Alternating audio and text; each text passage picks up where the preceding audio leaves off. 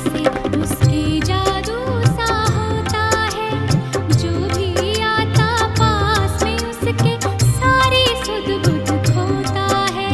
शीतल शीतल दृष्टि से उसके जादू सा होता है। जो भी आता पास में उसके सारी सुध बुध खोता है। नूर निराला छलक रहा है। नूर निराला छलक रहा है उसके रूप कलाम से। अपने जैसे फरिश्ते रचने बड़े निराले काम से। एक फरिश्ता आया है।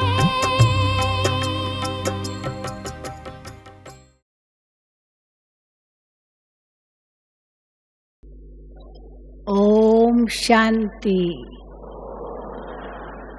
ओम शांति।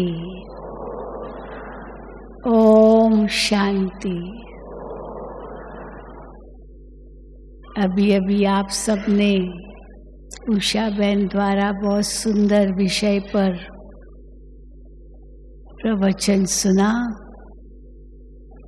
दिव्य दर्शनीय मूर्त विष्णु का आपको साक्षात्कार कराया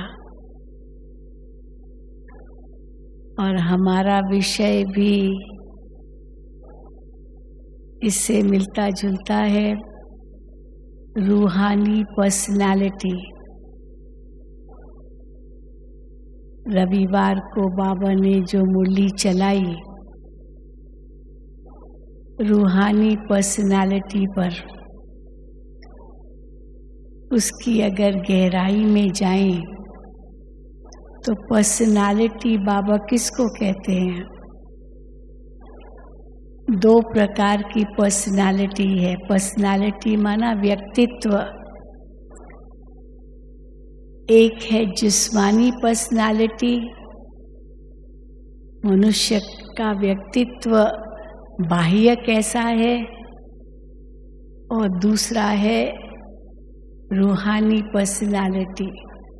तो जिस्मानी और रूहानी, शारीरिक और आत्मिक, ये दो प्रकार के व्यक्तित्व माने जाते हैं। जिस्मानी पर्सनालिटी क्या होती है? लोग कपड़े कैसे पहनते हैं, चलते कैसे हैं, बात कैसे करते हैं, वो जिस्मानी पर्सनालिटी आती है। कितनी उनके पास संपत्ति है, कैसा उनका व्यवसाय है, ये सब जिस्मानी पर्सनालिटी में आता है। और रूहानी पर्सनालिटी माना अंतरात्मा की पर्सनालिटी। आत्मा मन बुद्धि संस्कार सहित है। तो मन कैसा है, बुद्धि कैसी है, संस्कार कैसे हैं, फिर उसके आधार पर बाह्य रूप जिसमें दृष्टि कैसी है, चलन कैसी है, व्यवहार कैसा है, उसकी भेंट की जाती है। और अगर हम देखें किसी आर्टिस्ट को एक चित्र निकालने लिए दिया जाए कि रूहानी पर्सनालिटी पर एक चित्र बनाओ, तो किस प्रकार का चित्र बनाएगा? चाहे पर्सनालिटी शब्द ही केवल कहो, उस पर चित्र बनाओ, व्यक्तित्व, तो वो किस प्रकार का चित्र बनाएगा?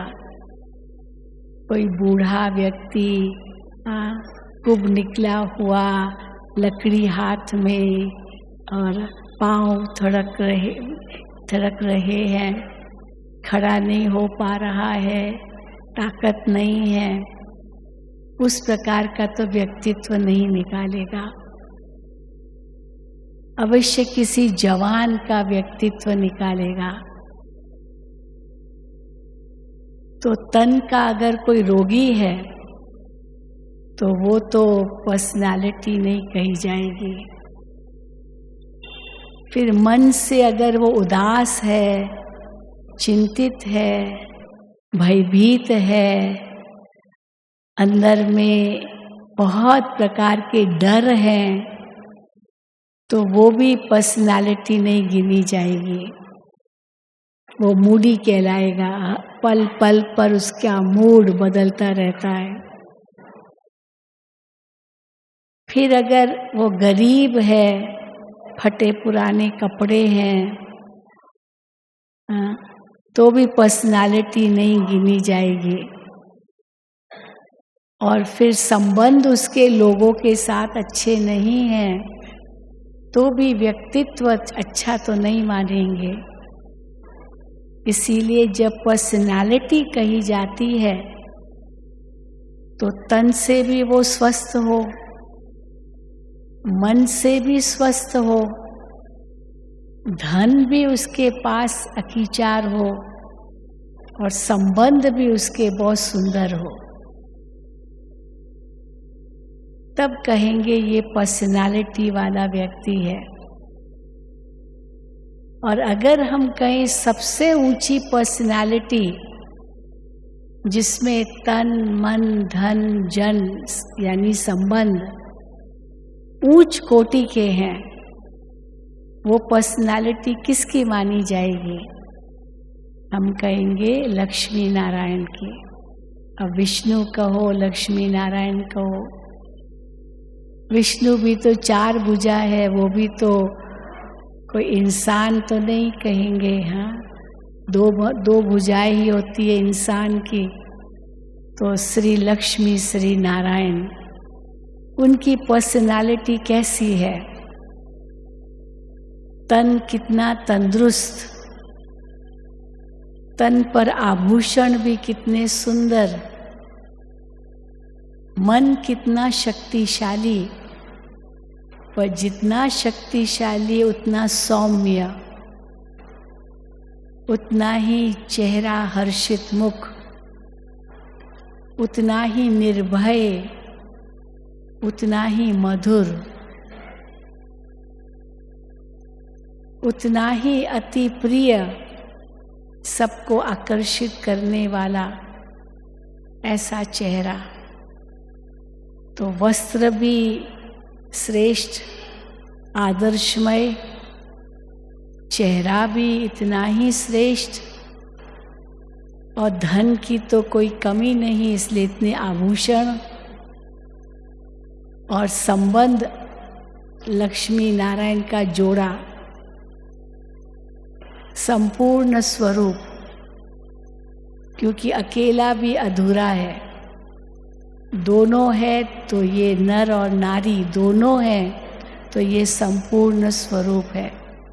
उसको मिलाकर विष्णु कहते हैं, पर अलग करो तो श्री लक्ष्मी श्री नारायण।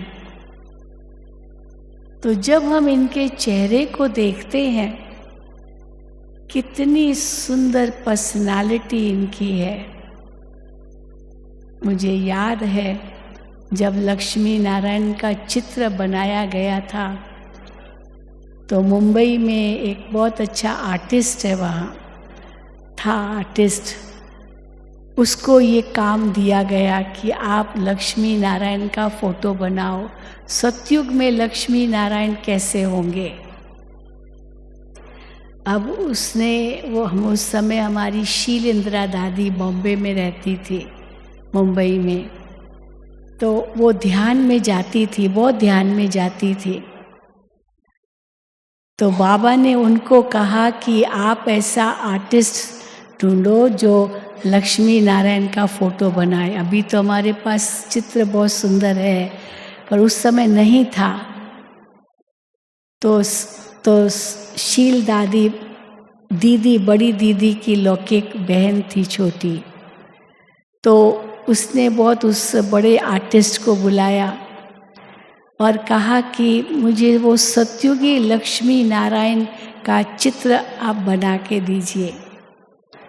तो उसने कहा मुझे उसका डिटेल बताइए कैसा बनाना चाहते हैं, क्योंकि दुनिया में भी भक्ति मार्ग में भी लक्ष्मी नारायण दिखाते हैं, वो तो है ही, लेकिन हम ज्ञान मार्ग में कैसे दिखाएं?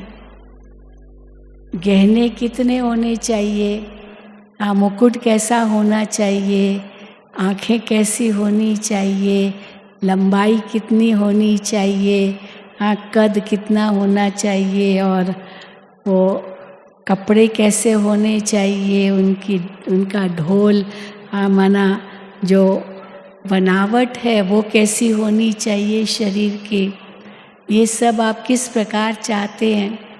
तो वो छोटी छोटी चीज़ उनसे पूछता था और वो ध्यान में जाती थी और ध्यान में जा कर के लक्ष्मी नारायण को देखती थी और उस अनुसार वो आर्टिस्ट को बताती थी और उस अनुसार वो आर्टिस्ट पेंट करता था।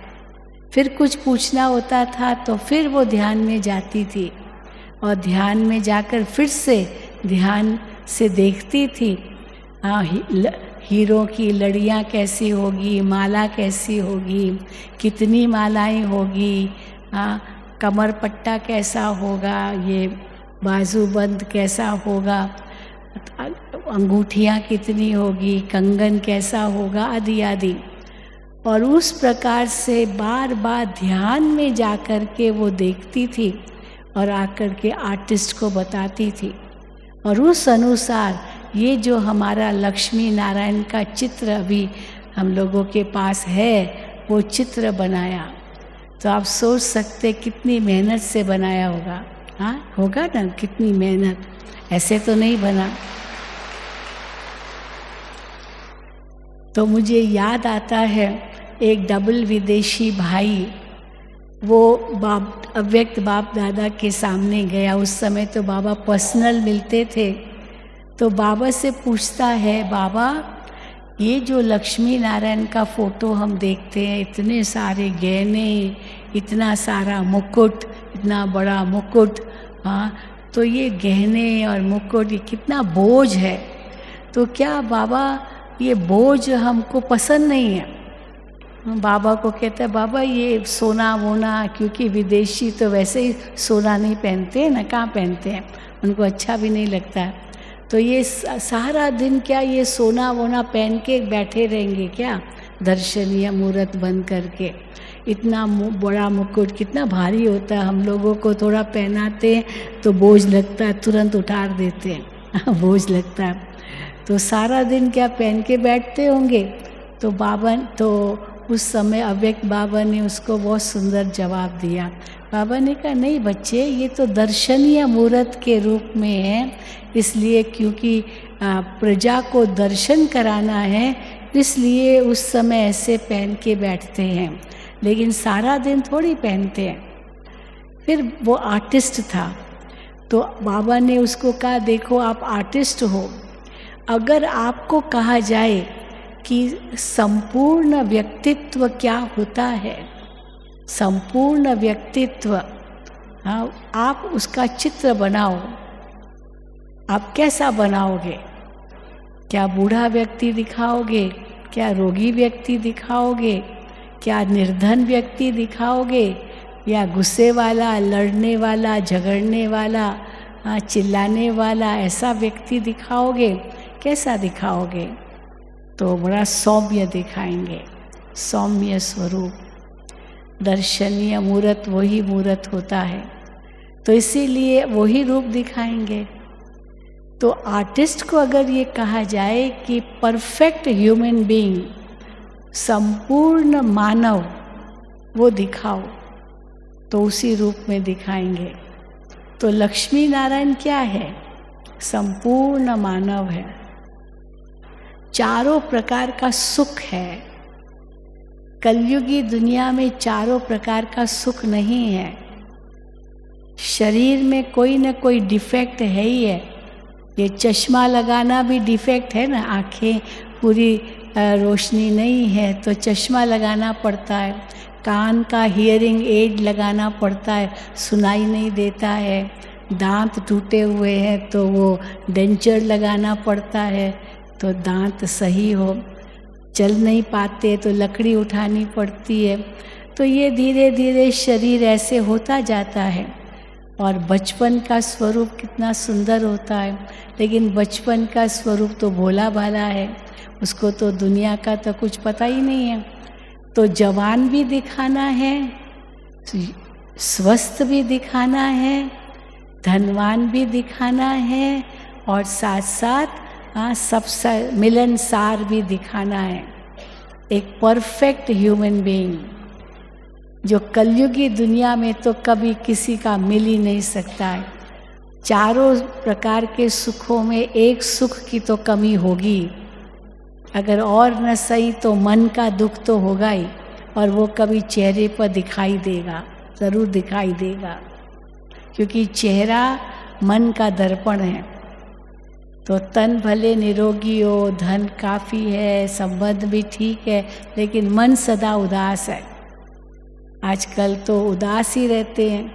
हम तो कई बार जैसे बताया विदेश यात्रा में जाते हैं, कभी बस में ट्रैवल करते हैं, ट्रेन में भी ट्रैवल करते हैं, तो हम लोगों के चेहरे देखते हैं तो कितने उदास बैठे हैं, कितने चिंतित बैठे हैं, सोच में डूबे हुए हैं। किसी का भी चेहरा कभी हर्षित मुख नहीं देखा। तो कोई हमें बता रहा था कि अगर हम किसी व्यक्ति को जानते नहीं हैं, मान लो, और उसके आगे हमने मुस्कुरा दिया, हम जानते नहीं हैं उसको, कोई परिचय नहीं है, लेकिन ऐसे ही मुस्कुरा दिया, तो वो हमको घूर के देखेगा, ये मुस्कुरा क्यों रहा है, ये पागल तो नहीं है, ये पागल तो नहीं है, क्योंकि पागल व्यक्ति ऐसे ही मुस्कुराएगा ना, पागल। तो यानी मुस्कुराहट भी नहीं होती है चेहरे पर। जापान में हम गए थे, वहाँ तो हमने कहा हम ट्रेन में सफ़र करना चाहते, वहाँ की ट्रेन्स बहुत अच्छी होती है, बुलेट प्रूफ ट्रेन। तो हमने देखा स्टेशन पर जैसे पहुँचे इतनी भीड़, लोग भाग रहे दौड़ रहे हैं, रास्ते पर भी दौड़ रहे हैं, इतना टेंशन जो बात मत पूछो। तो हम देखें कि मनुष्य आज वस्त्र तो पहनते हैं, और हो सकता है कोट पैंट पहनते हो, तो किसी के लिए कहा जाएगा भाई कोट और पैंट पहन करके जेंटलमैन लगते हैं, you look like a gentleman. तो जेंटलमैन तो दिखाई देते हैं कोट पैंट पहन के, बड़ी अच्छी पर्सनालिटी हो जाती है। अब कोई धोती कुर्ता पहने और ऐसे लुलबुल और ऐसे कपड़े, तो पर्सनालिटी थोड़ी मानी जाएगी। पर कोट पैंट पहनते हैं एकदम आयरन किया हुआ, प्रेस किया हुआ और एकदम स्टिफ, तो कहेंगे ये तो पक्का जेंटलमैन लगता है। तो एक कहावत है कि भाई जब भगवान ने मनुष्य को पैदा किया, बच्चा पैदा होता है तो वो तो नंगा होता है, यहाँ कपड़े थोड़ी होते हैं, कपड़े पहन के थोड़ी पैदा होता है, नंगा पैदा होता है। लेकिन टेलर उसके लिए कपड़े बनाता है और वो कपड़ा पहनता है वो। तो अंग्रेज़ी में कहावत है tailor made God made man, भगवान ने मनुष्य को बनाया, and Taylor made a gentleman. Gentleman बन गया ना, अच्छा कोट पैंट पहन करके जेंटलमैन बन गया। लेकिन फिर कहते हैं tailor made a gentleman, but O gentleman how gentle are you, आप कितने जेंटल हो। जेंटल माना बहुत भावना वाले, प्रेम वाले, व्यवहार अच्छा करने वाले, भावुक वाले, या दूसरे शब्दों में कहेंगे कोमल हृदय, सबके लिए प्यार प्रेम, वो कितना है। बाहर में तो बड़े जेंटलमैन हो गए, पर अंदर में कितने हैं आप, ये अपने आप में देखना है। तो वो व्यक्तित्व हमारा कैसा है, उसका आधार क्या है, उसका आधार उसका बीज हमारी सोच है, जो मन से शुरू होता है, जिसको बाबा ने कल कहा रूहानी, उस संडे की मुरली में रूहानी पर्सनालिटी माना प्योरिटी की पर्सनालिटी, पवित्रता का व्यक्तित्व, प्यूरिटी की पर्सनालिटी ही रूहानी पर्सनालिटी है। और उसी पर्सनालिटी से अगर हम सेवा करते हैं तो अनेक आत्माओं को प्राप्ति का अनुभव होता है। तो क्या है प्यूरिटी की पर्सनालिटी जो सचमुच रूहानी पर्सनालिटी है? दर्शनीय मूर्त तो सतयुग में बनेंगे, वो भी इस समय के पुरुषार्थ के अनुसार ही तो बनेंगे। तो केवल आंखों में काजल डालना और दिखाना, यही तो पर्सनालिटी नहीं है ना। लेकिन ये आंखें कितनी शीतल है। जब बाबा कहते हैं ये आंखें शीतल हो, माना आत्मिक दृष्टि हो, नहीं तो ये आंखें ही तो मन का व्यक्तित्व दिखाती है। मन कैसा है उसका दर्पण कहते चेहरा है, लेकिन चेहरे में भी आंखें उसका सच्चा दर्पण है। अंदर में जब गुस्सा आता है तो पहले आंखों से आता है, मुख से तो बाद में आएगा, पहले आंखों से आता है। आंखों से आता है तो घूर करके देखेंगे। हाँ, बंदर देखा है ना कैसे घूर करके देखता है, क्योंकि गुस्सा है उसके अंदर, वो बोल नहीं सकता है, पहले आंखें दिखाएगा, फिर उसके बाद दांत दिखाता है। हाँ, ऐसे ऐसे दांत करेगा, बोल तो पाता नहीं है, तो फिर हाथ दिखाएगा। तो ये उसकी निशानी है उसके गुस्से की। अब ऐसा बंदर किसको प्यारा लगेगा? तो इसीलिए मनुष्य भी जब ऐसे बन जाते हैं तो बाबा कहते हैं बंदर से भी बदतर बन जाते हैं। तो सबसे पहले जो हमारी पर्सनालिटी का स्वरूप है वो हमारी आंखें हैं। सूरदास की तरह आंखें फोड़ नहीं देनी है। सूरदास ने कहा न मैं देखूंगा न मेरा मन विचलित होगा। और बाबा क्या कहते हैं? सतयुग के देवता तो भविष्य में बनेंगे, यहाँ तो हमें पहले फरिश्ता बनना है। तो फरिश्ते की दृष्टि कैसे होगी? अवतार आया है सृष्टि पर, बाबा ने कहा ना मैं भी अवतार हूँ, तुम भी अवतार हो। तो अवतार बन करके हम इस सृष्टि पर आए हैं, तो इस सृष्टि को कैसे देख रहे हैं? आज भी बाबा ने कहा मुरली में, बाबा आकर के तुम्हें दिव्य दृष्टि देते हैं। इस दृष्टि से इस संसार को कैसे देखना है? एक तो देखते हुए नहीं देखना। हमारी दृष्टि इतनी न्यारी और प्यारी हो, देख भी रहे हैं और फिर भी नहीं देख रहे हैं। दर्शनीय मूर्त ऐसे ही होते हैं, देख रहे हैं, सबको देख रहे हैं, लेकिन फिर भी न्यारे और प्यारे हैं। तो रूहानी पर्सनालिटी में सबसे पहली पर्सनालिटी है हमारी आँखों की। और आँखों की भी वो पर्सनालिटी जो आत्मिक दृष्टि हो, उसके लिए भी मन में चिंतन कैसा है। इसीलिए सारी पर्सनालिटी का मूल आधार हमारी सोच है। इसीलिए किसी ने बहुत सुंदर कहा है, अपने विचारों पर ध्यान दो, हम क्या सोच रहे हैं। क्योंकि जैसी हमारी सोच होगी वैसी ही हमारी वृत्ति बनेगी। वृत्ति समझते हैं? वृत्ति किसको कहते हैं?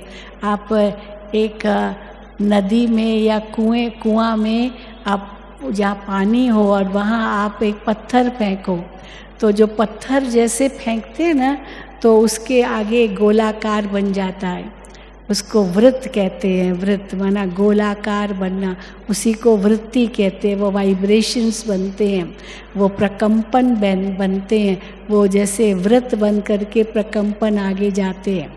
तो हमारी जैसी सोच होगी वैसी हमारी वृत्ति होगी, और जैसी हमारी वृत्ति होगी वैसी हमारी दृष्टि होगी, और जैसी दृष्टि होगी वैसी भावना होगी। ये सब मन की स्थितियां हैं, वृत्ति, दृष्टि, भावना। सोच के आधार से ये वृत्ति, दृष्टि और भावना पैदा होती है। और फिर जैसी भावना होगी वैसे ही अंदर से वाणी निकलेगी। भाव और भावना जैसा होगा, जैसी भावना वैसी वाणी। कई लोग वाणी तो बहुत अच्छी निकालते हैं, लेकिन भावना अंदर की अच्छी नहीं होती है। और भावना अंदर की अच्छी नहीं हुई पर वाणी अच्छी है तो क्या होगा, एक दिन वो अंदर की भावना निकल आएगी, है ना। कोई व्यक्ति आया, मेरा रिश्तेदार आया, अब मैं उसको चाहती नहीं हूँ पर वो आ गया, अब उसको मैं निकाल तो नहीं सकती हूँ, तो मैं कहूँगी अच्छा आप आ गए, आइए आइए आइए। और अंदर में क्या सोचते, अरे ये क्यों आया, मेरा दिमाग खाएगा, मेरा दिमाग खाएगा, ये क्यों आया। और बाहर से कहते आइए आइए आइए, तो बाहर से आइए आइए और अंदर में कहते आए क्यों। लेकिन उसको भले बिठाया पर वो जो अंदर में भावना अच्छी नहीं है ना, तो सबसे पहले यही कह देंगे, अच्छा फिर को आपको जाना कब है, क्योंकि उसको ज़्यादा समय चाहते नहीं हैं। अरे मैं अभी तो आया हूँ लेकिन जाना कब है, ये भी कहेंगे। अब इसका मतलब ये नहीं कि सभी ऐसे कहते हैं, लेकिन बात है कि वो भावना एक दिन मुख पर आ ही जाती है। और भावना मुख पर आ गई, फिर कई कहते अरे मैंने भूल से कह दिया, मेरा भाव नहीं था, माफ़ करना, मेरा भाव नहीं था। तो भाव अगर नहीं था तो मुख से वो शब्द निकला कैसे? ऐसे तो नहीं निकला। भाव ज़रूर अंदर में होगा, भावना वैसी होगी, लेकिन उस समय पहले तो नहीं कहा, फिर बाद में वो भावना प्रकट हो गई शब्दों में। तो इसीलिए अपने विचारों पर ध्यान दो, क्योंकि वही आपकी वृत्ति, फिर दृष्टि, फिर भावना, फिर वही आपके बोल बन जाएंगे, निकल आएंगे। आपको पता भी नहीं पड़ेगा कि मेरे बोल ऐसे निकले। फिर अपने बोल पर ध्यान दो, क्योंकि वही आपके कर्म बन जाएंगे। हम जो भी बोलते हैं, हम बहुत सोच समझ कर बोलें, क्योंकि एक दिन वो कर्म बन जाएंगे। पर अगर वो कर्म हमें नहीं करना चाहे तो बोलना भी नहीं है, क्योंकि वो कर्म हो जाएगा। कई बार हम गाड़ी में बैठते हैं ना, तो ड्राइवर के पास में बैठते हैं और ड्राइवर बहुत फास्ट गाड़ी चलाता है, तो कभी कभी ड्राइवर को कह देते हैं, अरे भाई ड्राइवर थोड़ा धीरे चलाओ, बहुत फास्ट मत चलाओ, एक्सीडेंट न हो जाए। तो कई ड्राइवर्स कहते हैं, बहन जी आप ऐसा मुख से मत बोलिए, आप बोलेंगे तो हो जाएगा आप बोलिए ही नहीं, बोलेंगे तो हो सकता है ना, इसलिए मुख से ऐसा कोई शब्द बोले ही नहीं जो फिर वो हो न जाए। तो फिर हम कहते हैं, फिर हम बोलते नहीं हैं, पर अंदर में बाबा को याद करते हैं और बाबा को कहते हैं, बाबा इसको सद्बुद्धि दो, धीरे से चलाए। अगर कुछ बोल देंगे, एक्सीडेंट न कर दो तो उसको बुरा लगेगा। तो मन में बाबा को कहते हैं, तो बाबा उसकी बुद्धि को टच करता है, वो धीरे चलाता है, अपने आप धीरे चलाता है बोलने की ज़रूरत ही नहीं। सचमुच मैंने देखा कई ऐसे शब्द जो हमारे मुख से निकलते हैं, हमें ऐसे बोलने नहीं चाहिए, पर निकल आता है शब्द, क्योंकि अंदर में भरा हुआ है। तो भरा हुआ भी न हो, कुछ है बाबा को कह दो, क्योंकि उसको कहना नहीं है तो मन में रखो ही नहीं, बाबा को दे दो वो बोझ। जब बाबा कहते हैं ना मुझे बोझ दे दो, तो ये बोझ भी दे दो, बाबा अभी आप ही उसकी बुद्धि को ठीक करो। मैं कहूँगी तो वाइब्रेशन उसको वही पहुँचेंगे, कहीं एक्सीडेंट न कर दे, एक्सीडेंट न कर दे, और सचमुच हो न जाए, ऐसे भी होता है। तो इसीलिए बोल पर ध्यान दो, क्योंकि एक दिन वो कर्म बन जाएगा। फिर कर्मों पर ध्यान दो, कर्मों पर ध्यान दो, क्योंकि वही कर्म आपकी आदत बन जाएगी। कई बार हम कहते हैं कि हम कर्म पर तो क्या ध्यान दे, अगर कोई ऐसा कर्म कभी कभी हो जाता है, आदत थोड़ी बनती है, लेकिन वो कर्म आदत बन सकती है, क्योंकि कर्म पर अटेंशन नहीं है। मान लो किसी के अंदर चोरी करने की आदत है, किसी की चीज़ उठाने की आदत है, अब एक बार उठाया, किसी ने देखा नहीं, पॉकेट में रख दिया। आजकल बहुत पकड़े जाते हैं ना, मॉल्स में जाते हैं, अंदर कुछ न कुछ छिपा के रख देते हैं ताकि किसी को पता थोड़ी पड़ता। लेकिन सीसीटीवी कैमरा वाले सब देखते हैं, हाँ, कुछ ऐसे छिपा नहीं सकते हैं। और अगर छिपा के रखा भी तो अंदर वो उनका QR कोड होता है, वो कोड तुरंत पकड़ लेता है, इसीलिए पकड़े जाएंगे। तो हम क्यों ऐसी चीज़ उठाएं? क्या चाहिए हमको, कितना चाहिए, अगर जैसे ईमानदारी से सच्चाई से करें। लेकिन मान लो आपने छिपा के रख लिया एक चीज़ और किसी को पता चला ही नहीं, तो आप निकल गए बाहर। फिर आप कहेंगे अरे यहाँ तो कोई देखता ही नहीं है, फिर दूसरी चीज़ भी रख ली, तीसरी चीज़ भी पर रख ली, एक दिन तो पकड़े जाओगे, ज़रूर पकड़े जाओगे। तो ऐसा कोई कर्म हम करें ही क्यों जो आदत बन जाए। हाँ, होता है ना, भक्ति दुनिया में हम देखते हैं बुरा संग मिल जाता है, कितने बुरे संग मिल जाते हैं। बाबा कहते हैं ये संग दोष, अन्न दोष हो जाता है। अब कोई गलत संग मिल गया, हम सिगरेट विगरेट पीते नहीं हैं, शराब पीते नहीं हैं, लेकिन कोई ऐसा संग मिल गया, उसने कहा अरे एक घुट पीने से क्या होता है, कुछ नहीं होता है। एक घुट पी लिया, एक बार सिगरेट पी लिया, क्या होता है, कुछ नहीं होता है। एक बार पीने से थोड़ी कुछ होता है। लेकिन एक बार भी टेस्ट ले लिया, वो टेस्ट ले लिया तो दोबारा वो टेस्ट आकर्षित करेगी, ज़रूर करेगी, क्योंकि थोड़ा सा टेस्ट ले लिया, स्वाद ले लिया।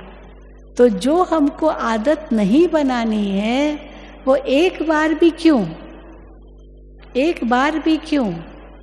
और ये जो आदतें हैं बुरी, वो तो हमको छोड़नी है, तो फिर छोड़नी है तो फिर ये आदत भी क्यों।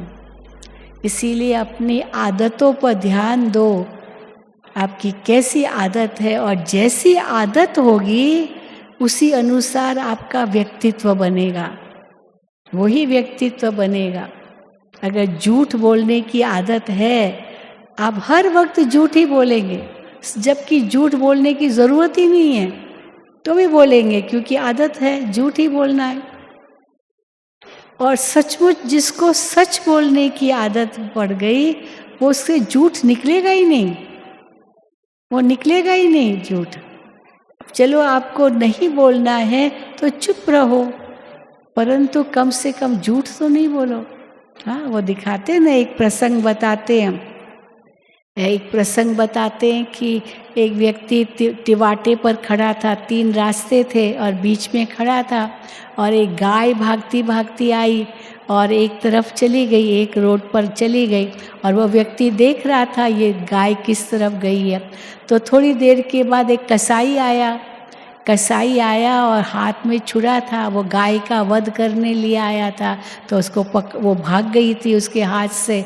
अब जब वो कसाई ने उस व्यक्ति से पूछा गाय किस ओर गई, अब वो सच बताए या झूठ, झूठ भी बता सकता है कि इस तरफ गई, उसको बचाना है तो कहेगा इस तरफ गई, या तो चुप रहे, या तो कहे मुझे मालूम नहीं, पर मुझे मालूम नहीं, ये भी तो झूठ है क्योंकि उसको पता है किस तरफ गई।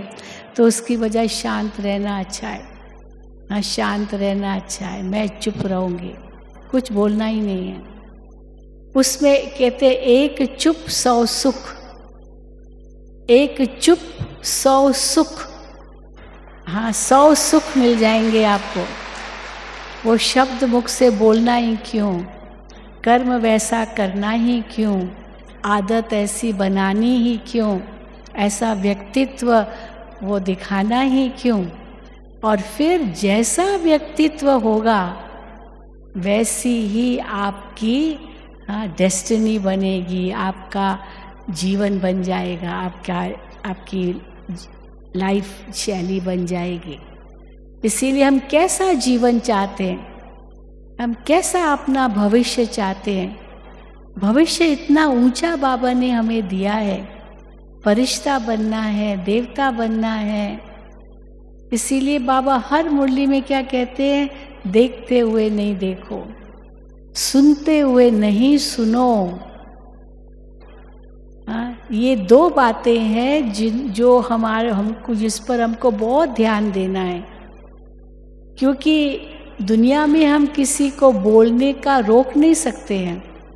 फ्रीडम ऑफ स्पीच है, क्या क्या बोलते रहते हैं दुनिया में लोग, और हम उनका सुनते हैं और अपने चित्त पर रखते हैं और अपनी अवस्था को नीचे ऊपर करते हैं। तो उनको हम रोक नहीं सकते हैं। आपने ऐसे क्यों बोला, वो कहेगा बोलूँगा। तुम कौन होते हो मुझे रोकने वाले, मुख तो मेरा है, मैं बोलूँगा। तो हम उनको नहीं रोक सकते हैं, किसी को हम बदल नहीं सकते हैं ज़बरदस्ती, लेकिन हम अपने आप को ज़रूर बदल सकते हैं। तो रूहानी पर्सनालिटी माना अपने आप पर ध्यान देना। तो हम सुनते हुए न सुने, ये आदत हमें डालनी होगी। हम उनको नहीं रोक सकते हैं। देखते हुए नहीं देखना, हम उनको नहीं रोक सकते हैं कि ऐसे मत करो। नहीं सुनेंगे वो कहेंगे आप कौन होते हो बोलने वाले, आप कौन होते हो ये कहने वाले कि ये मत करो, वो मत करो, वो मत करो। हम करेंगे, आप कौन होते हो कहने वाले। इसीलिए आज की दुनिया ऐसी है, यहाँ तक कि छोटे बच्चे भी आजकल मानने को तैयार नहीं है। माँ बाप कितना भी कहेंगे नहीं मानेंगे। किसी ने बहुत सुंदर बात हमें कही, हमें कहा कि देखो पहले हम जब छोटे थे तो बड़े जैसे कहते थे हम मानते थे। हाँ, छोटे होकर के मानते थे, फिर मम्मी ने कहा, डैडी ने कहा, पिताजी ने कहा, मानते थे। लेकिन आज वो ऐसा समय आ गया है कि बड़े भी हमको जो कहते हैं हम मानते हैं, क्योंकि हमारे अंदर मानने की आदत है। लेकिन छोटे जो कहते हैं वो भी हमको मानना पड़ता है, दोनों का हमको ही मानना पड़ता है। छोटे को हम कहेंगे वो मानेगा नहीं, पर वो जो कहता है हमको मानना पड़ता है। तो हम तो दोनों के बीच में पिस गए। हमारी जो पहली पीढ़ी और हमारे बाद की जो पीढ़ी, दोनों के बीच में हम लोग पिस रहे हैं सैंडविच बन करके। ऐसे है ना। लेकिन बाबा कहते हैं ऐसे ही करना है, देखते हुए नहीं देखो, सुनते हुए नहीं सुनो। मुझे याद है एक भाई अपना अनुभव सुना रहा था। वो अमेरिका गया, वो तो भारत में रहता है लेकिन अमेरिका में उसका भाई रहता है, तो वहाँ गया। अब उसने देखा वो उनके भाई के जो बच्चे थे, छोटे बच्चे थे, माना 8, 10, 12 साल के बच्चे थे, तो वो बहुत शैतानी कर रहे थे। तो चाचा जी ने, ताया थे वो, उनको बच्चों को कहा बेटा ऐसे नहीं करना है। तो वो छोटा बच्चा 10 साल का बच्चा वो 50-60 साल के बुजुर्ग को कहता है शट अप, शट अप। बताओ, वो 10 साल का बच्चा उसको कहता है। बेचारा कहता है मुझे तो शौक लगा, हाँ इतना छोटा बच्चा मुझे शट अप कहता है। तो फिर अपने भाई को कहा कि आपका बेटा ने ऐसे कहा मुझे शट अप। तो कहा भाई जी आजकल के बच्चों को हम कुछ नहीं कह सकते, ये काम करो ये भी नहीं कह सकते हैं, उनसे पूछना पड़ता है बेटा ये काम करोगे। वो कहेगा नहीं करूँगा, तो आप दोबारा नहीं कहोगे, वो कह सकते, उसको मानेगा नहीं। तो पूछना पड़ता है करोगे। बच्चे भी आजकल रिस्पेक्ट चाहते हैं, ये काम करो ये नहीं करो, कहेगा क्यों तुम कहते हो, मैं जो चाहूँगा करूँगा। इतने हो गए। तो दुनिया बदल गई है। पहले कहते थे बड़ों को रिस्पेक्ट दो, सम्मान दो, और छोटों को प्यार दो। लेकिन अभी छोटे भी सम्मान मांगने लगे हैं। उनको खाली प्यार दो नहीं चलेगा, सम्मान चाहिए उनको भी, उतना ही सम्मान चाहिए कि नहीं। इसीलिए बाबा हमें क्या कहते हैं, सबको सम्मान दो, सबको प्यार दो। आज की बाबा की क्या मुरली थी, हाँ, सबको प्यार की दृष्टि से देखो। तो प्यार की दृष्टि सबके प्रति हो, ये रूहानी पर्सनालिटी है। बताते हैं ना, एक मिसाल देते हैं कि हम अंदर प्रवेश कर रहे हैं किसी ऑफिस में, तो जो बाहर सिक्योरिटी वाला है उससे तो हम चिल्ला कर बात करेंगे, उसके अंदर वाला उससे थोड़ा कम, उससे और अंदर वाला उससे कम, फिर बॉस के पास जाएंगे तो बिल्कुल सम्मान के साथ। तो वो सम्मान हम बाहर सिक्योरिटी वालों को क्यों नहीं दिखा सकते हैं केवल अंदर जो बॉस बैठा है, मालिक बैठा है, उनके आगे तो बहुत रिस्पेक्ट से हम बात करेंगे, हाथ जोड़ेंगे, पर वो सिक्योरिटी वाले को हाथ नहीं जोड़ेंगे क्या? उनको क्यों नहीं जोड़ना? उनको भी जोड़ना है, क्योंकि वो भी सम्मान चाहता है। ये थोड़ी उसको गाली देंगे, उसको बुरा भला कहेंगे और अंदर जाएंगे, चाहे हाँ जाएंगे, उनके आगे भी ये करना है। अब हम टोल टैक्स भरने जाते, कोई रोक देते हैं तो हम चिल्लाना शुरू कर देते हैं। सबको आजकल रिस्पेक्ट चाहिए। तो रूहानी पर्सनालिटी माना हमारा एक एक अंग रूहानियत से भरा हुआ हो। देवताओं का अंग अंग कमल से भेंट करते हैं। अब सतयुग में कमल की जरूरत ही नहीं है। कमल तो वहाँ होता है जहाँ कीचड़ हो। नैन कमल, चरण कमल, हस्त कमल, हृदय कमल, मुख कमल, ये सब कमल। सो कमल से देवताओं की भेंट करते हैं। पर ये कमल से भेंट अभी संगम पर चाहिए, तब हमारा एक एक अंग शीतल बनेगा, रूहानी बनेगा और उसी रूहानियत से हम व्यवहार करेंगे। वो कैसा भी है, पर मैं कैसा हूँ। इसलिए बाबा कहते हैं ना, एक अंगुली उसके ऊपर दिखाते हो पर 3 अंगुली खुद के ऊपर, और ये अंगूठा ऊपर की ओर जाता है। माना शिव बाबा देख रहा है सब, वो तो सब देख रहा है। हाँ, उनकी तो देखते हुए भी बाबा क्या कर रहा है ना। बाबा देखते हुए भी नहीं देखता, क्योंकि बाबा जानते हैं हर एक को अपने अपने कर्मों का फल तो मिलना ही है। भगवान फल नहीं देता है, अपने कर्मों का खुद ही फल पाते हैं। ये ऑटोमेटिक मशीनरी है। भगवान क्यों किसी को दुख देगा? वो तो सुख का रास्ता बताता है, जो अभी बता रहा है। बच्चे, तुम कैसे सुखी रह सकते हैं? तन तो रोगी है, मान लो, वो तो कलयुगी दुनिया है। दवाई और दवा और दुआ ये तो चलना ही है। कई बार बाबा कहते हैं ये दवा जो है ना, ये आपका फ्रूट है, ये खाना ही पड़ता है। रंग बिरंगा फ्रूट होता है ना, तो ये दवा भी उसी प्रकार है, रंग बिरंगी। वो तो कहना लेना ही पड़ेगा डॉक्टर के अनुसार। लेकिन शरीर कैसा भी है, पर अगर चेहरा मुस्कुराता है तो ये शरीर रोगी होते हुए भी वो स्वस्थ दिखेगा, ज़रूर दिखेगा। दादी जानकी जी हमेशा कहते थे, दादी जानकी की तबीयत बहुत नाजुक थी, पर कैसे दादी चलाती थी। 104 साल की उम्र तक दादी जानकी जी।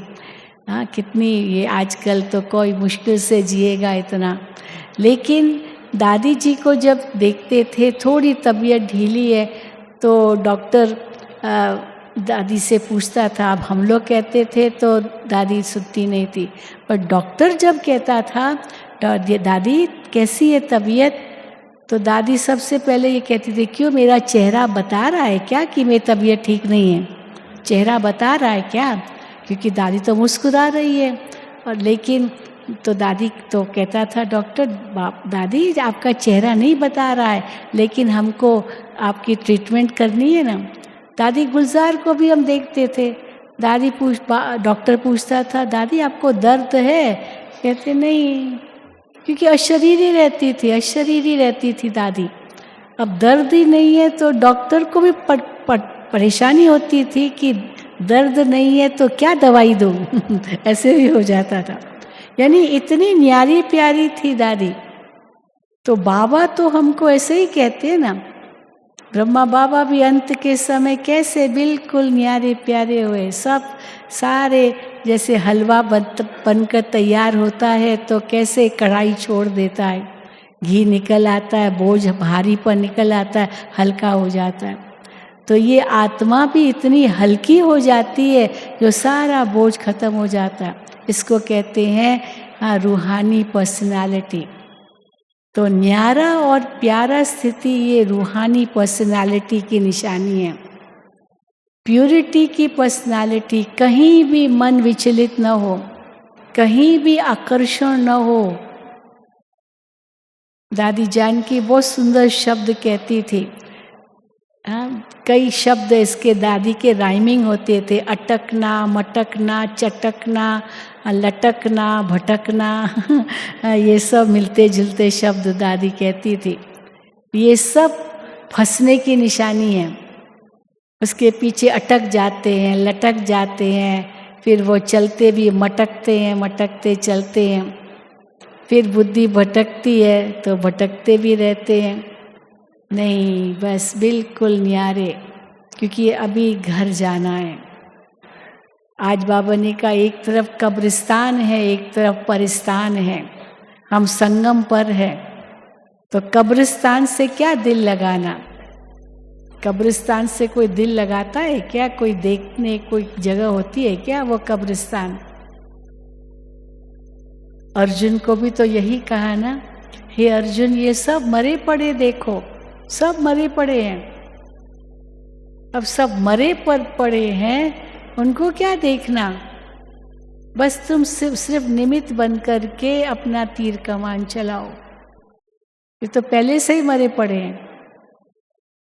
लेकिन जब अर्जुन नहीं समझता है तब भगवान ने कहा अरे ये तो ये आत्मा तो मरती नहीं, आत्मा देखो, इसलिए तुम मार रहे हो, ये क्यों सोचते हो? आत्मा तो मरती नहीं। तो बस यही दृष्टि और वृत्ति है कि आत्मा तो मरती नहीं। किसमें मोह रखे? शरीर में मोह रखे, शरीर तो विनाशी है, उसमें मोह रख करके क्या करेंगे? ये तो पंच तत्वों की चीज पंच तत्वों को वापस करनी है, हमारी चीज तो है नहीं, वो पंच तत्वों से आई है। आत्मा में मोह रखे, वो तो अविनाशी है, उसका तो अपना अलग पाठ है, वो अपना पाठ बजाएगी। किसमें मोह रखे? इसीलिए बाबा कहते हैं ये आत्मिक दृष्टि बना लो, ये रूहानी पर्सनालिटी है। तो अपनी दृष्टि को ऐसे शुद्ध पवित्र बनाओ जो केवल यहाँ ही आपकी आंखें देखे, मस्तक पर ही देखो, उसके नीचे देखो ही नहीं। मस्तक सबका एक जैसा है, सबका है ना, मस्तक सीधा है ना, सबका एक जैसा है, बाकी तो अंग सब टेढ़े मेढ़े हैं।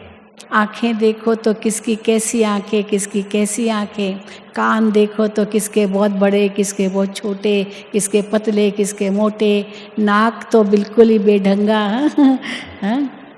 होंठ तो किसके कैसे, किसके कैसे, फिर और नीचे आओ तो फिर सतों से रजो, रजो से तमो, न जाने क्या क्या। तो इसीलिए और नीचे देखो ही नहीं। रामायण में आता है कि जब राम ने देखा कि किसी का वो एक लॉकेट गिरा पड़ा था, सीता अपने जेवर सब गिराती गई, तो राम ने एक लॉकेट देखा और गले का हार देखा, तो लक्ष्मण से पूछा कि लक्ष्मण ये सीता का तो नहीं है? तो लक्ष्मण ने क्या कहा, मैंने तो कभी उनके गले में देखा ही नहीं, मैं तो सदा उनके चरणों में देखता था। पर बाबा हमको चरणों में देखना नहीं कहते हैं, चरणों में देखना नहीं कहते हैं, बाबा तो हमको सिरताज बनाते हैं। तो हमेशा मस्तक पर देखो, उस मस्तक सब का एक जैसा, सब आत्माएं। तो देखो रूहानी दृष्टि बन जाएगी।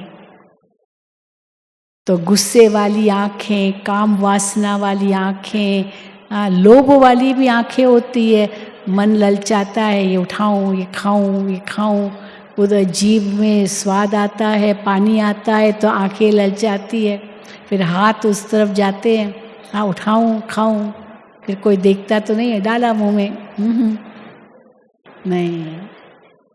तो रूहानी पर्सनालिटी, वो पवित्रता की पर्सनालिटी, एक एक अंग की पर्सनालिटी, योगी उसी को कहा जाता है शीतल जिसके अंग हो।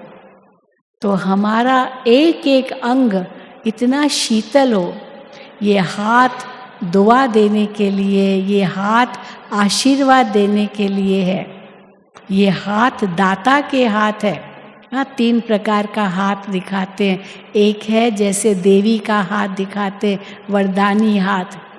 तो हमारा हाथ सदा वरदानी हाथ हो, या तो आशीर्वाद का हाथ हो, आशीर्वाद देते हैं ना, हाथ ऐसे रखते हैं, या तो ऐसा हाथ हो जैसे लक्ष्मी का हाथ दिखाते हैं दाता, अशरफिया निकल रही है उसके हाथ से, लेकिन हाँ कैसा हाथ न हो, न ऐसा हाथ हो न ऐसा हाथ हो। हाँ ऐसा हाथ कैसा होता है, किसी को थप्पड़ मारना, या तो भिखारी का हाथ। हम भीख मांगने वाले नहीं हैं, शहंशाह के बच्चे हैं, साहिबजादे के बच्चे हैं, साहिब। तो जब ऐसी स्थिति हमारी होती है तब मानो वो रूहानी पर्सनालिटी है। तो मन में भी वही स्थिति जिसको बाबा कहते हैं रहम की भावना, दृष्टि में एकदम करुणा हो, रहम हो, प्यार हो, वो देवताओं की दृष्टि भविष्य में थोड़ी बननी है, ये अभी बननी है। सतयुग में तो प्रालब्ध होगी, वो यहाँ के पुरुषार्थ की वो प्रालब्ध होगी, वहाँ नहीं जाके ये पुरुषार्थ करेंगे। तो असली हमारी पर्सनालिटी तो वही थी ना, जो आत्मा के 7 मूल गुण दिखाते हैं, वही हमारी पर्सनालिटी थी। ज्ञान, पवित्रता, शांति, प्रेम, सुख, आनंद, शक्ति, ये 7 मूल गुण ये आत्मा की निजी संपत्ति है, इसको कोई छीन नहीं सकता है। लेकिन देह अभिमान में आकर के हम खुद ही भुला देते हैं। इसीलिए वापस अंदर जाओ, अंदर देखो, अंदर झांको, अंदर में आपको सब कुछ मिलेगा। लोग केवल कहते हैं लेकिन उनको पता नहीं है कि हम अंदर कैसे जाएं। तो अंदर कैसे जाएंगे, मैं आत्मा हूँ, चले जाओ उस पर, उस अनुभूति में। और कितनी श्रेष्ठ आत्मा, कितनी पावन आत्मा, कितनी शुद्ध आत्मा, और दूसरे को भी उसी रूप में देखो। असल रूप में वो ऐसा ही है, लेकिन ये आत्मा जानती नहीं है, भूल गई है। तो हमें उनको ये बताना है। इसीलिए आत्मा का ज्ञान, परमात्मा का ज्ञान सबको देते हैं, और यही सेवा हमको करनी है। और अंत में कौन सी सेवा होगी, ये मुख की सेवा तो होगी नहीं। जो बाबा ने उस दिन मुरली में कहा, अंत में केवल दृष्टि द्वारा ही सेवा होगी, नज़र से निहाल करने की सेवा होगी, यही वाइब्रेशंस देने की सेवा होगी। ये अभी से प्रैक्टिस चाहिए। जो भी आपके नज़दीक आए उनको आपसे वो प्योरिटी के वाइब्रेशंस मिले, वही वृत्ति आपकी हो तो वाइब्रेशंस वही मिलेंगे, वही उनको अनुभूति हो आपके आगे। भले कैसी भी दृष्टि वाला व्यक्ति आ जाए, उसको आपसे वो पवित्रता की वाइब्रेशंस दिखाई दे मिले, तो उसकी दृष्टि वृत्ति अपने आप बदल जाएगी, आपको बोलने की भी ज़रूरत नहीं होगी। इसको कहते हैं रूहानी पर्सनालिटी। ठीक है, तो ये हमको यहाँ से इतनी शक्ति भर के जाना है, पूरा परिवर्तित होकर के जाना है, एक नया जीवन अनुभव करके जाना है, जो बाबा हमसे चाहते हैं। अच्छा, ओम शांति, ओम शांति, ओम शांति।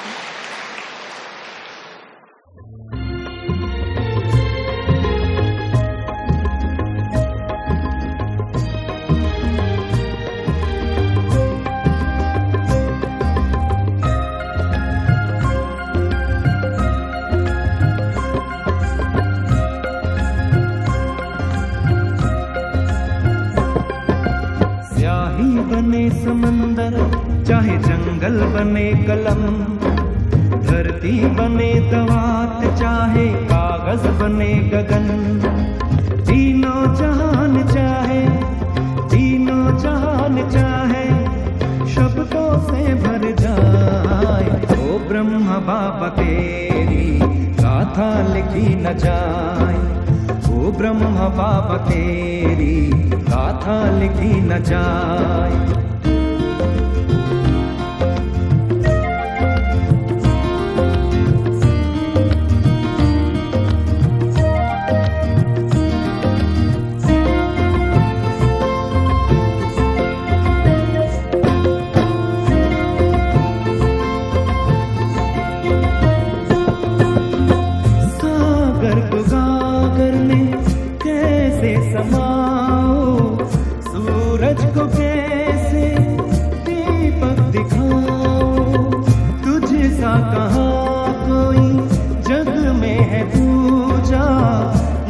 महिमा तेरी कैसे गीतों में गाऊं, तेरे गुणों का बाबा, तेरे गुणों का बाबा वर्णन किया न जाए। ओ ब्रह्मा बाबा तेरी गाथा लिखी न जाए, ओ ब्रह्मा बाबा तेरी गाथा लिखी न जाए।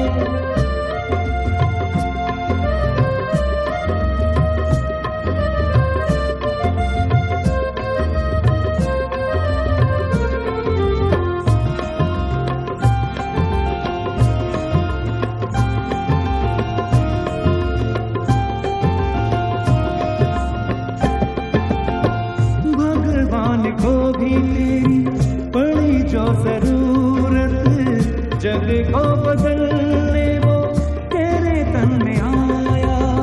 निराकार शिव की देखी तुझ में सूरत, तुझ में ही चारों धाम है पाया। भजा तुम्हारे प्यार का, भजा तुम्हारे प्यार का हर दिल पे लहराए।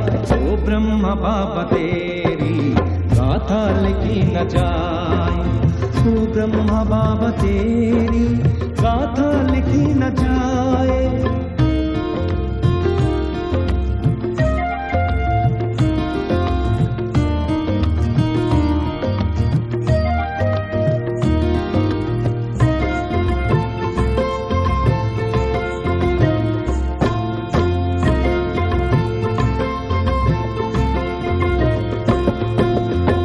तुलना करें क्या तेरी हम इस जहान से, धरती पे तुमको बाबा सबसे महान थे। स्वर्ग धरा पे बाबा तुमने उतारा, तेरा ही नाम आए हर एक जुबान पे। तेरी उदारता का बाबा, तेरी उदारता का पार कोई ना पाए।